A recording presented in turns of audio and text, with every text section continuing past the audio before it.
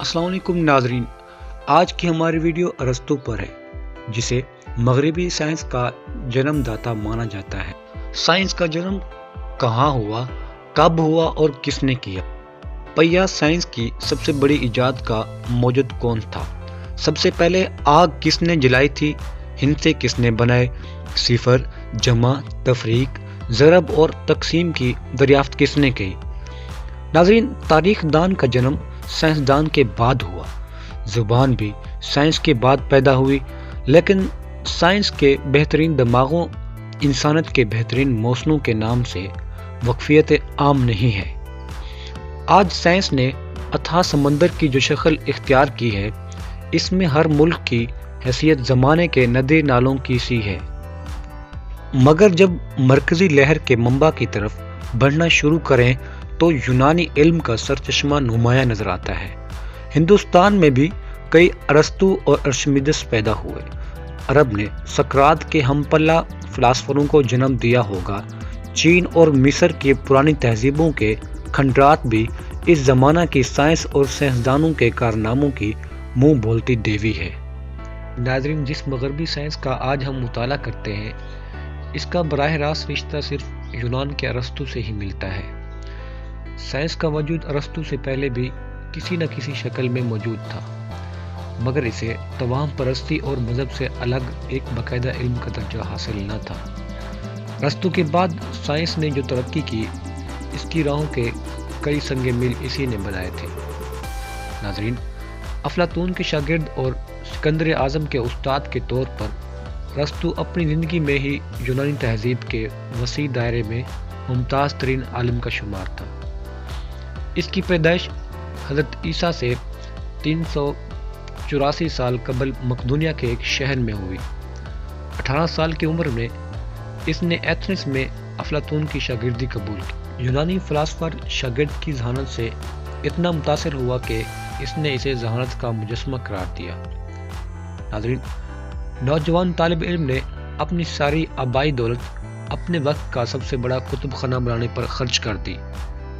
اس کتب خانے کی سب کتابیں ہاتھ سے لکھی ہوئی تھی، کیونکہ اس وقت تک چھاپا خانہ ایجاد نہیں ہوا تھا۔ ارسطو کو اپنی زندگی شروع کرنے میں کوئی مشکل پیش نہ آئی۔ پڑھائی ختم کرتے ہی اس کے پاس کئی شہزادے تعلیم حاصل کرنے کے لیے آنے لگے۔ ان میں ایک شاگرد ہرمیاس نے تخت نشینے کے بعد اپنے استاد کو دربار میں شامل ہونے کی دعوت دی اور اظہار عقیدت کے طور پر اس سے اپنی بہن کی شادی کر دی۔ ناظرین، ارسطو کی شہرت تھوڑی ہی مدت میں اتنی پھیل گئی کہ اس زمانہ کا سب سے بڑا بادشاہ فلپ جب 344 قبل مسیح میں اپنے بیٹے اور مستقبل کے سب سے بڑے فاتح سکندر کے لیے دنیا کے سب سے بڑے معلم کی تلاش میں تھا، تو اس کی نگاہ انتخاب ارسطو پر ہی پڑی۔ ناظرین، ادھر سکندر اعظم نے اپنی فتوحات کے ذریعے چھوٹی چھوٹی مملکتوں کو ایک سیاسی نظام میں پرونا شروع کیا، ادھر فلاسفر ارسطو نے ذہنی میدان میں اپنی فتوحات کا سلسلہ شروع کیا اور سارے علوم کو فلسفہ کی ایک لڑی میں پرونے کی کوشش کی۔ مگر جہاں فوجی حاکم کی سلطنت کو منتشر ہونے میں زیادہ عرصہ نہ لگا، انسانی ذہنوں پر خاص کر یورپ میں فلاسفر کا لگ بھگ مکمل تسلط کم از کم 15 صدیوں تک جاری رہا۔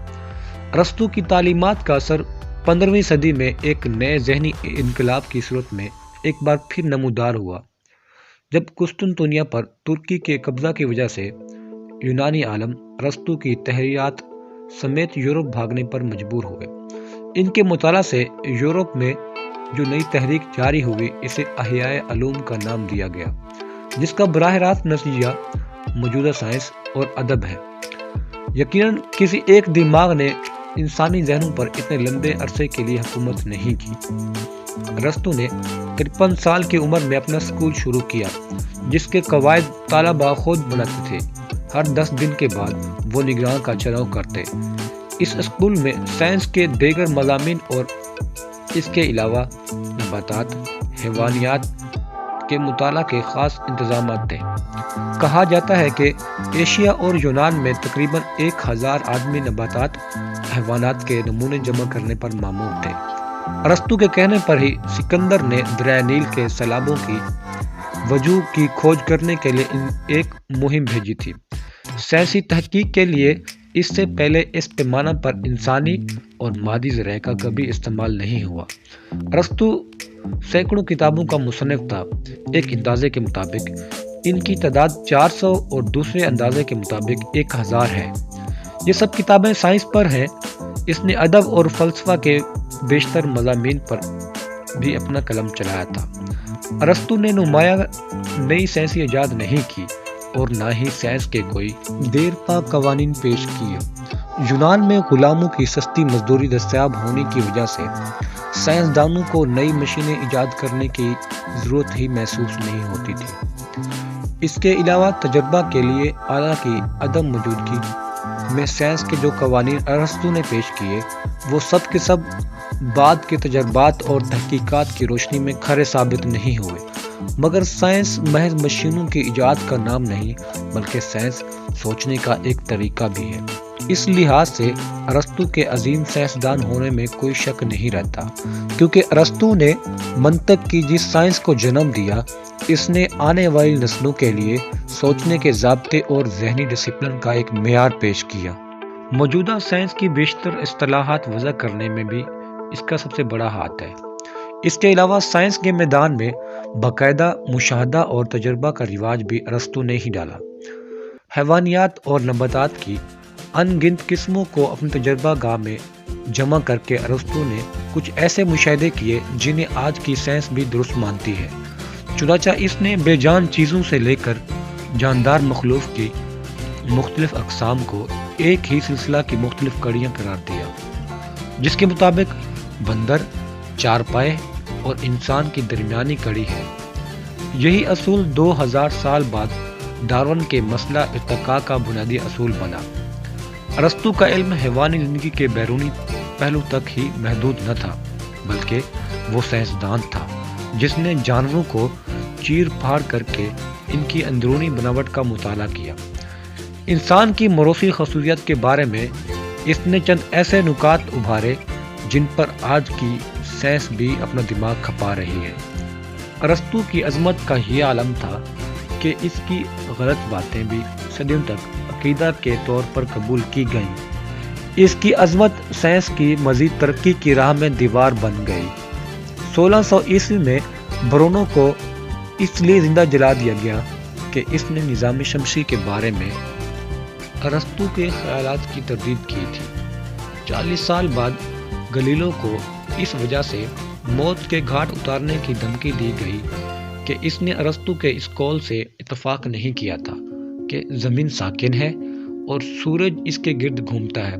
جب کیپلر نے 1609 میں یہ ثابت کرنا چاہا کہ آسمانی سیارے بیضوی راستوں پر گردش کرتے ہیں تو اسے بھی انتہائی مشکل پیش آئی، کیونکہ یونانی سائنسدان نے 2000 سال پہلے یہ کہہ دیا تھا کہ گردش کا راستہ گول دائروں میں ہے۔ اسی طرح جب ارسطو نے دنیا کو آگ، پانی، ہوا اور مٹی کے 4 عناصر کا مجموعہ قرار دیا تو اسے صدیوں تک چیلنج کرنے کی کسی کو ہمت نہ ہوئی۔ سائنس پر ایک شخصیت کی اتنی مضبوط گرفت سے گھبرا کر 13ویں صدی کے سائنسدان راجر بیکر نے اعلان کیا، اگر میرا بس چلے تو میں ارسطو کی سب کتابیں جلا دوں۔ مگر ارسطو کی طے شدہ روایات کے خلاف آواز اٹھانے پر حاکمان وقت نے اسے 14 برس کی قید تنہائی دی، جہاں اس نے سسک کر جان دی۔ ناظرین، ارسطو یقیناً ایک عظیم سائنسدان تھا۔